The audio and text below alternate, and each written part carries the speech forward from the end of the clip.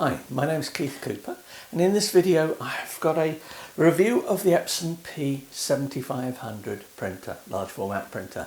Now it's called the P7500 in the UK, Europe and several other areas of the world, but it's also known as the 7570 I believe in the US, and it goes under a number of other names, 75, 40, 50, 60, you say 70 in the US. They're all pretty much the same, it's just the way Epson decides to number their products.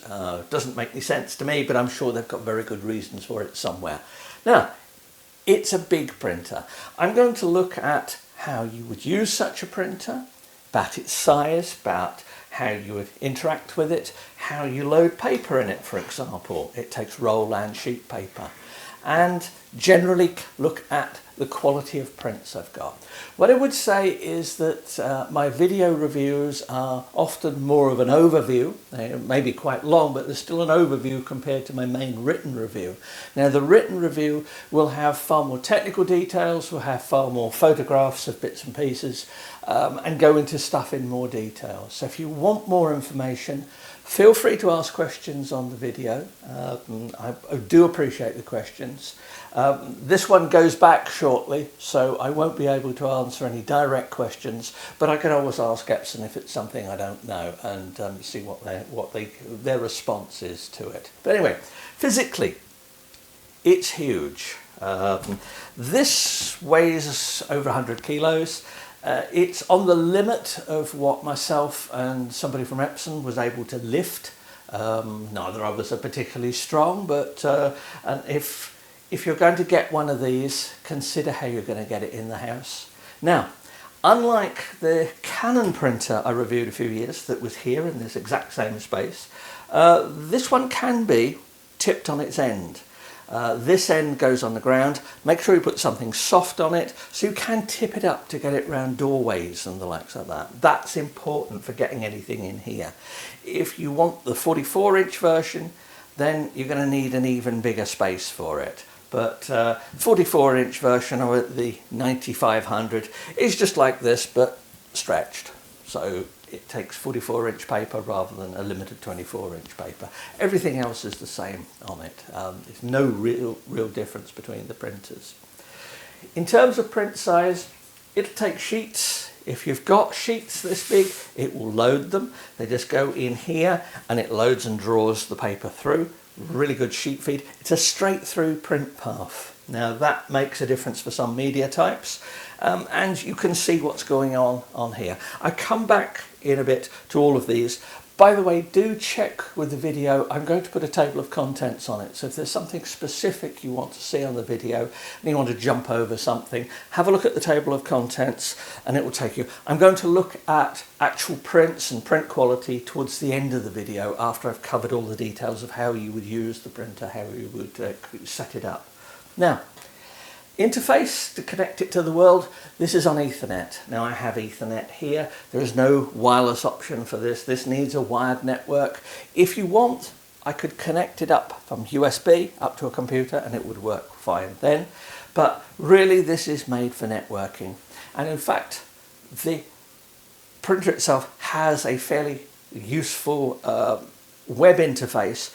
You can control almost all the functions of the printer through the web interface. It also allows you access to the job information. Now, Epson do produce accounting software for if you need to actually keep records of prints and the amount of ink you've used, but it only runs on Windows. We have a 20-year review policy. If it doesn't run on a Mac, it doesn't exist. We only have Macs in the house. Canon fail in this way exactly the same. You know, if you want me to have a look at a piece of software, provide it in a Mac version.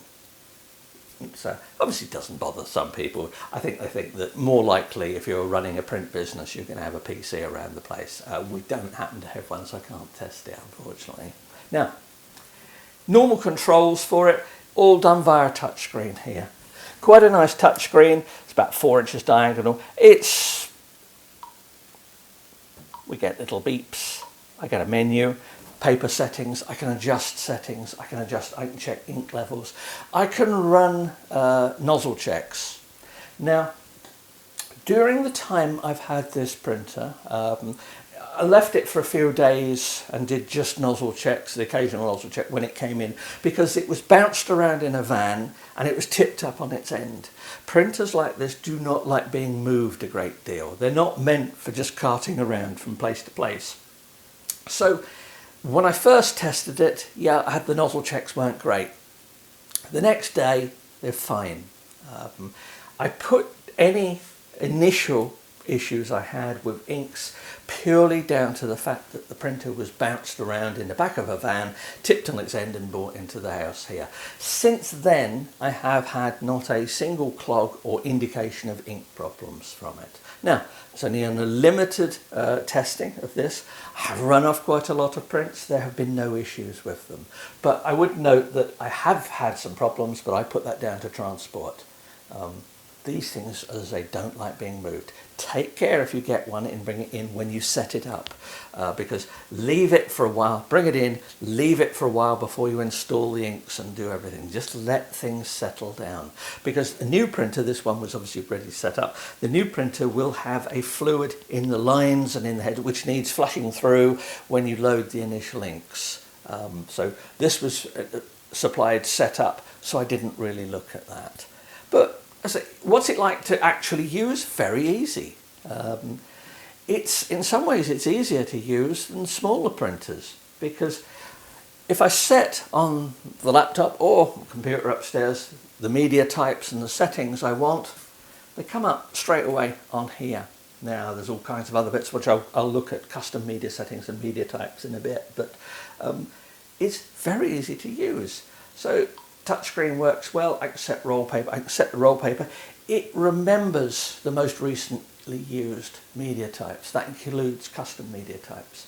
So you don't have to keep scrolling through menus to try and find a paper when you load it in. If it's one you've used recently, it'll be there. Likewise with the sizes. So sheets, roll works perfectly well. Right, I've opened up the front panel here, just lifts up, and you can see there are actually light sources inside. There's some lights, you can see them reflecting here. These lines here, these are the ink lines. These are the flexible tubes that carry the ink from the cartridges to the head. The print head is huge compared to the print head you'd get in something like a P900. It takes 12 inks. There is no black ink swapping or anything like that. The cartridges just go in here. The cartridges themselves are quite large, so there we go, there's a green ink cartridge and it's quite full still, and this one here is a 700 milliliter cartridge. There are smaller capacity cartridges as well, available as well, but your replacement inks come, if you're going to use this printer a lot, in 700 milliliter carts. Now they seal when you open them up. They do suggest every 6 months or so just taking the cartridges out and just doing this for a bit, just to make sure the ink's not inclined to settle. Wouldn't be a problem for a printer in heavy use, but if you're not using your printer for that much, just remember, set a diary reminder, every 6 months, every 10 months or so, just to take the carts out and give them a bit of a gentle shake, and then they just go back in and they just slot straight in. It's easy to change that. There's this side. The ink set itself is an interesting one. It has a violet, in addition to the normal sort of colours you expect, cyan, magenta, yellow, light cyan, light magenta. It also has a green, an orange and a violet ink. Now these do expand the gamut of the printer slightly to give it a slightly larger range of colours it can have, but they are more to the point, they give a smoothness over the print. So tonal transitions, more inks, improve it there. People think more inks just give you a wider gamut. Yes, they can give you a wider gamut, but they also mean that what's inside the gamut has a wider range of inks to choose for the printer to choose to use to make colours, and it gives some good results. Now, I've got some info which will be in the main review, which I'll cover aspects of profiling and colour management with this. I'm not going to go into it in any more detail here. Suffice to say that the prints that you get from this are very nice and the colours are good. Oh, it has it has matte black and photo black permanently installed, so there's none of the old swapping black inks over that you had to with earlier models. When I shut this, it will reload things. One feature I will point out here, and this is, this is one of the things, this is a production printer. This is meant for heavy use. This is meant for heavy and regular use. This is not meant to sit in your print room for months on end between making prints. If you're going to do that, you are opening yourself up to potential problems.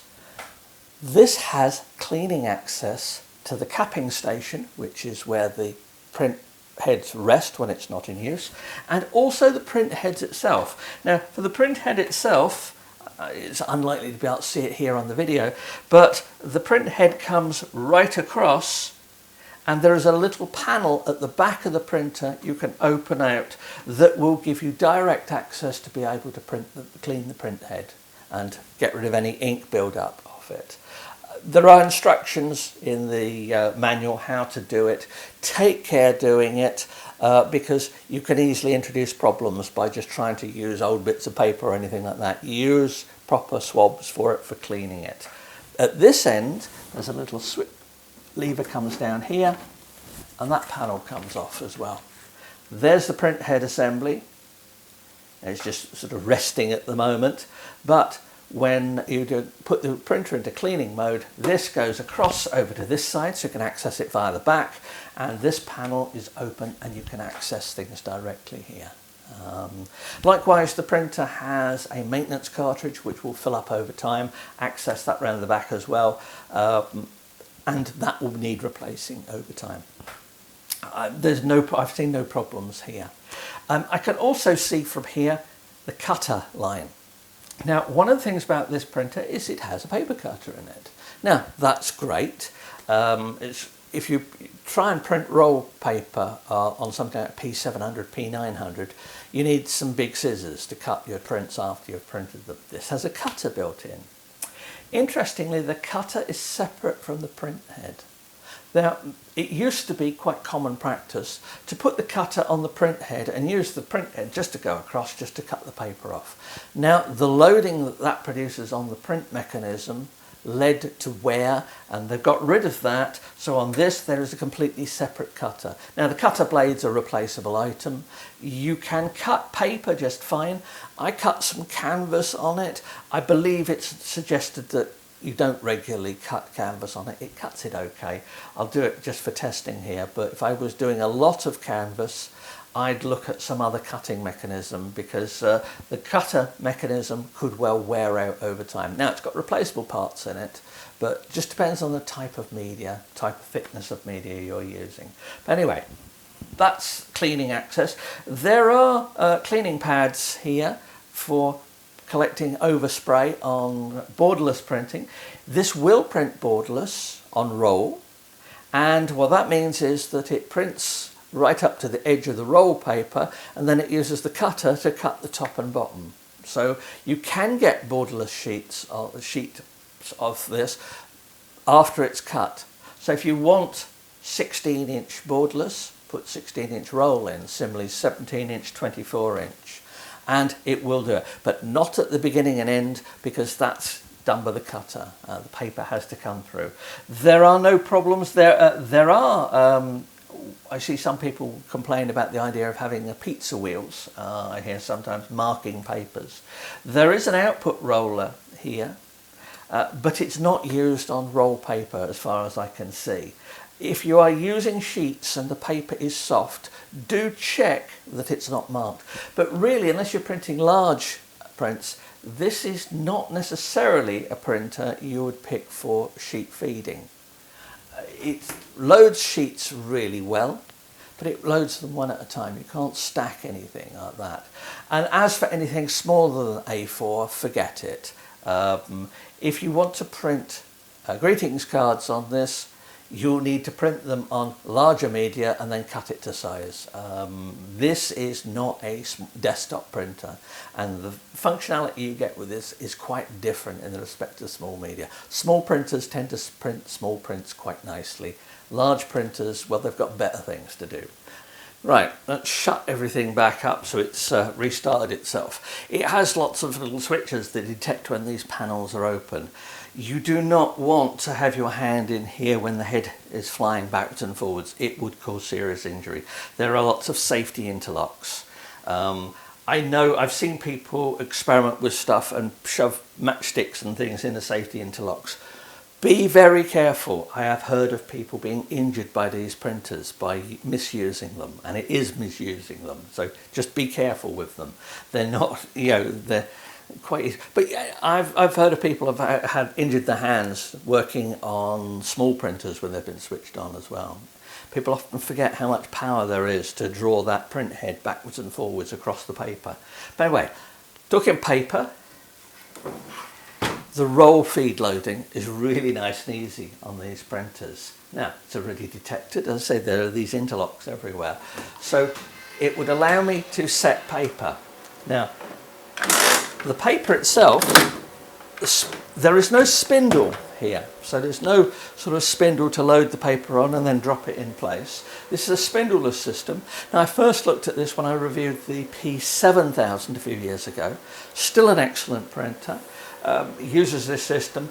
We have a driven section at this end and a free spinning section at the other end. Now, I have a section here that will slide backwards and forwards. The end caps here for the paper, they are spring loaded. Drop them into a roll and put it into place. Now, I've just dropped that into that roll there, and that's fine.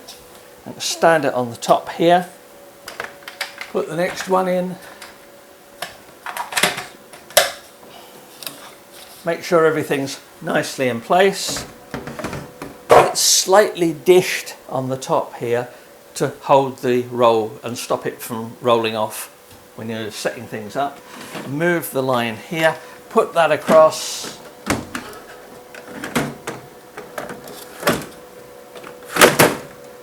Slide this along at the end here.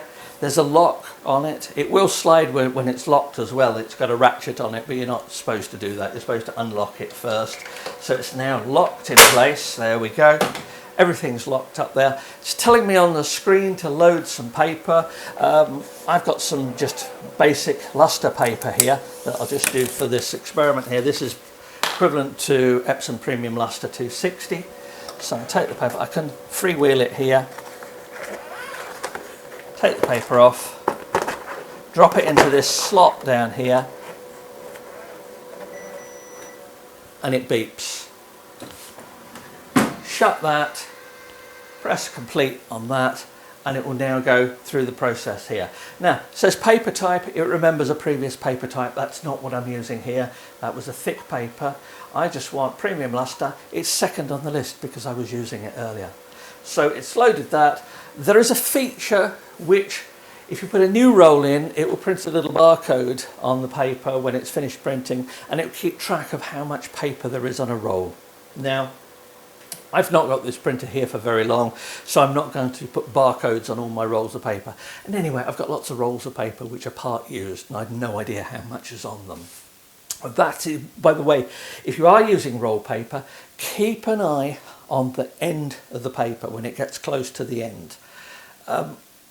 It's not a problem, the paper, but the amount of curl on roll paper increases dramatically towards the end, and quite often they have sticky tape attaching them to the roll. Now, if that goes through, it can cause problems as well.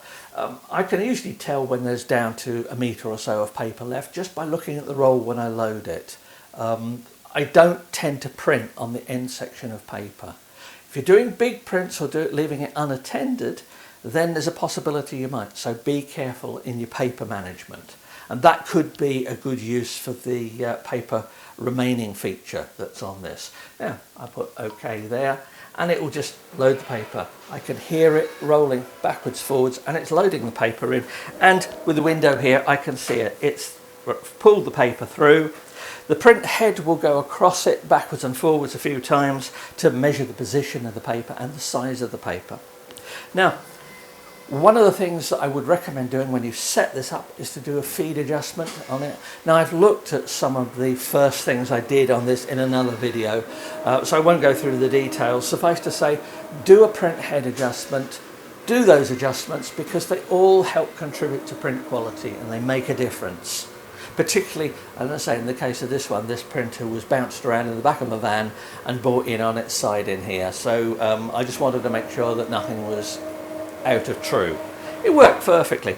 See, quite a bit of paper can come through. Now this is not lost. It will roll it through and it's now rolling it back up again.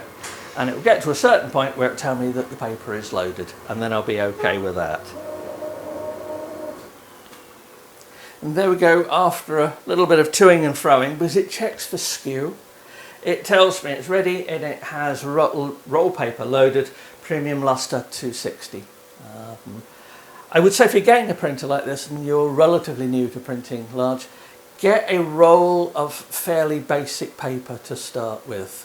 Learn how to use it, how to load it, how to size prints, that you don't waste things, colour mount, all the stuff like this. You will use up quite a bit of paper getting the hang of using it, and it is worth doing to start with. Now, assuming I've made some prints, I then want to get rid of the paper, so I want to put some sheets in. I just touch on that, and at the top of it, it says remove. Now, I can also cut it and things. I can feed it through, I can trim the edge, do all kinds of stuff like that. But we'll put remove, and it will now rewind the paper. And there we go. There we go, it's done. And there is my roll of paper unloaded. Now, when you take rolls of paper off, you often get strips of paper for keeping the tension on the rolls. Definitely worth just putting that in there. Treat your paper with care.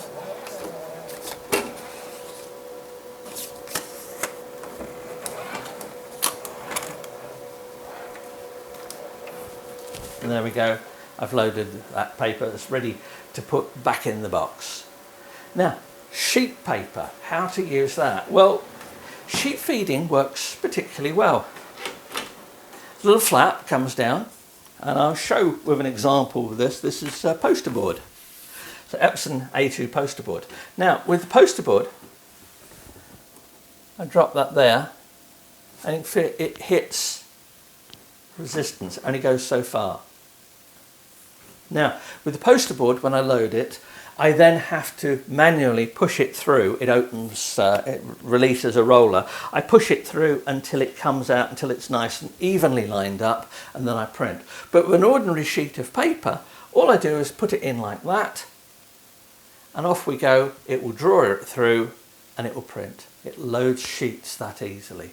I've had no problems with loading sheets for it.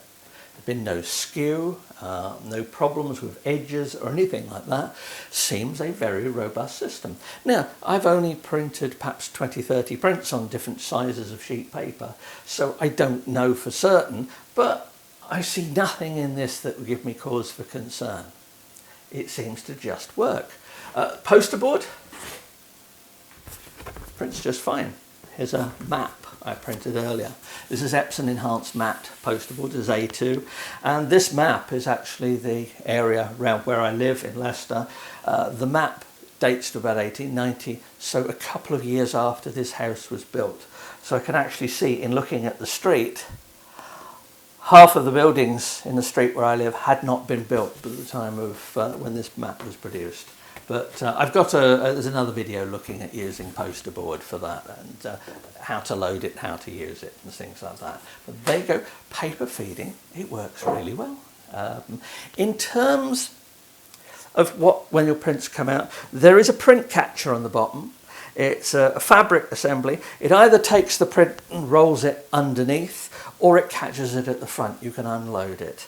The print catchers in Epson printers, they seem to vary every time I see a new Epson printer. They generally work well. I personally just have this dislike of prints rolling out and rolling on the ground, or even on the print catcher, the fabric. Keep it clean if you're going to use the print catcher, because it's a place where dust will accumulate and will go straight onto your print if you don't do that. You can stretch it out, you can use it for large prints, you can use it for multiple prints, there's all kinds of uses for it. I tend to do prints individual, one at a time, so I'm waiting when the print's done. I don't really want it to drop out. Sheet prints, usually they will just wait in the mechanism here until you actually touch the screen here, and then out comes your print. So it causes no problems there. In terms of media thicknesses, let's say that's 1.6mm poster board. That prints just fine. You can set media heights. Now, I've looked at in another video custom media settings, why you might use them, how you might use them. Suffice to say that you can actually set the media thickness when you create your custom media type. It's obviously built in for all the standard papers, so this, like the Epson Premium Lustre 260, it's set for that. There's no problem in that. But you've got the option of custom media types. Now, custom media types, I used one, for example, on a thick paper. The paper surface needed printing as if it were Epson semi-gloss or something like that. Now, the paper itself is much thicker, so we're going to get problems of the head potentially hitting the thick paper. That's why I made a custom paper size. Now, I've got stuff that covers this, and I've looked at custom media sizes before, but it is a useful feature, and if you're going to be using a particular media often, it's a useful thing. It means, for example, that if I've got a particular type of canvas, I can have that canvas name appear here in the media list to use it. Just the sort of thing that's useful, helps avoid mistakes, and means less waste in general, I find, because I do make mistakes when I'm using printers like this. Now, I use a lot of printers, so sometimes I might get confused between one printer and another. Little things like this, like setting the settings on the computer and making sure that the settings are correct on here when they come through, that's just a way of just saving paper and whatever. Right, after all the technical bits of how to work the printer, what do the prints look like? Now, I've printed a lot. Have a look at some of my other videos because they show specific prints on specific media. So I'm just going to give an overview here of what my opinions of the printer are. Now, I've tried it on media ranging from fairly thinnish gloss paper to Lustre paper, semi-gloss, Baryta style papers, and then art papers. Where appropriate, I've profiled them, produced custom profiles, although I would note that the Epson profiles that are supplied are very good, and I had no issues with them. Now, for black and white, I've also looked at linearizing the output for different things. This is using the ABW print mode. Now, there'll be lots more in the written review, and there are also things covering black and white print use in other videos I've made. Would I like one of these? Yes, please. Would my wife, who also helps run the photography business, like one here? I think that's a bit more of an open question given the size of it. If you want a printer like this, it's because you want the best quality.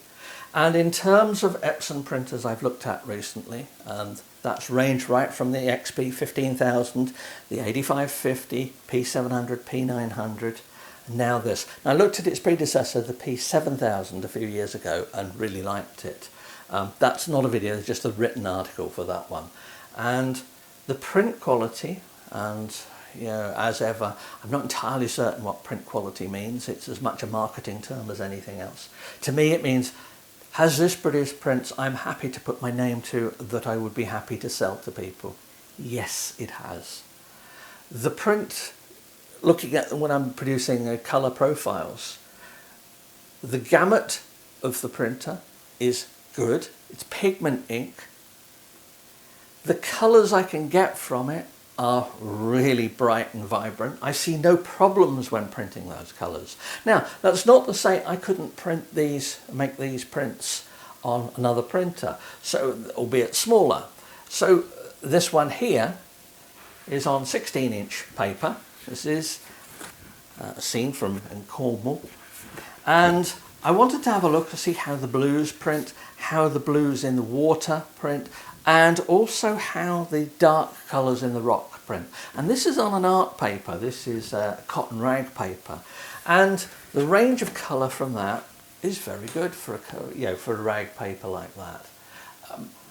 I might not choose that paper for that particular image. I might want a bit more crispness and punch in it, so I might go for a Baryta style paper with it. But in terms of the actual print quality you're getting out of this, all those extra inks do make a difference.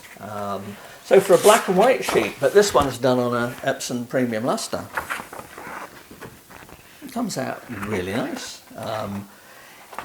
The tonality is good, the black, it's neutral. I'm seeing no great issues in colour change between lighting. Now here I've got halogen replacing LED lights. I've got some sunlight, diffuse sunlight coming in through the window reflected off a wall. So quite a mix of lighting colours here. This to me, and if it doesn't look so on the video, then that's a fault of my video production. The black and white for this particular image looks spot on neutral. Likewise for this image here, which is a colour image produced from some orchid flowers that we had here in the kitchen. The black on that, the depth of the black, it looks really nice. In fact, I've printed this one much larger as well. These are printed on 16-inch paper. Now, curiously enough, Epson produce a range of roll papers in 16-inch. The normal size for papers like this seems to be 17-inch, but Epson do 16s as well. I don't know why. There must be some historical reason for that. But let's have a look at a few others. Here's a print produced on a heavy Baryta style paper. Now this particular one is another one of my flowers from here. I do decorative prints just occasionally. That lily, the blacks are great.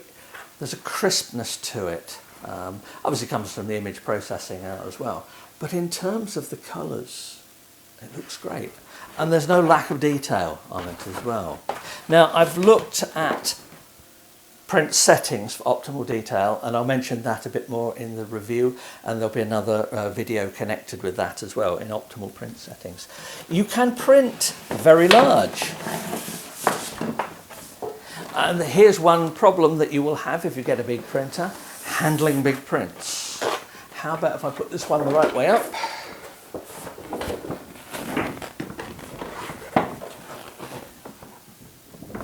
One large sunset print.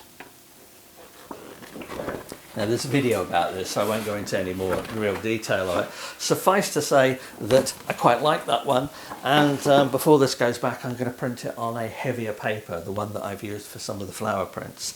Now the same goes for black and white. If you want large black and white prints, this one is on a Lustre. This is on the Baryta style paper. And I've printed that on rag papers and others. I can just show you loads of great pictures. You do have to be a bit careful when you're processing images, when you're going to make large prints. I've got a video that looks at with the large prints, what you need that makes for a good large print. But all of these prints around me, and I've printed on canvas, glossy canvas, matte canvas, they just work. Is this the best printer that I've looked at of late? Well, it depends on your definition of best.